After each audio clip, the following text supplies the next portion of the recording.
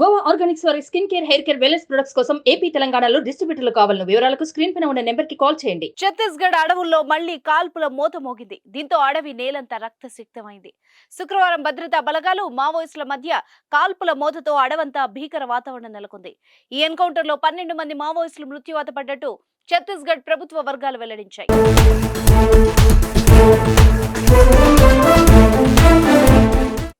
Gangaluru police station పరిధిలో పిడియా గ్రామ సమీపంలోని అటవీ ప్రాంతంలో భద్రతా బలగాలు శుక్రవారం యాంటీ నక్సల్స్ ఆపరేషన్స్ చేపట్టాయి.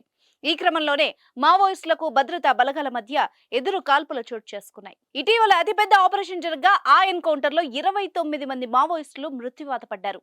తాజాగా మళ్లీ చేపట్టిన ఆపరేషన్ లో 12 మంది మావోయిస్టులు మృత్యువాత పడినట్టు పోలీసులు వెల్లడించారు. గత 2 ఏళ్లుగా పోలీసులు ఉధృతం చేస్తున్న ఆపరేషన్లతో నక్సల్స్ కు భారీ ఎత్తున ఎదురు దెబ్బలు తగులుతున్నాయి. అయితే ఘటనా స్థలం నుంచి ఇప్పటి వరకు మావోయిస్టుల మృతదేహాల్ని పోలీసులు స్వాధీనం చేసుకున్నట్టు సమాచారం.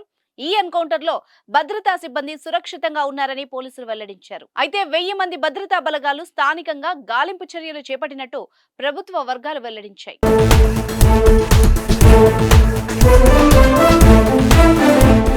సుమన్ టీవీలో మీ పర్సనల్ అండ్ బిజినెస్ ప్రమోషన్స్ కోసం కింది నెంబర్కి కాంటాక్ట్ చేయండి.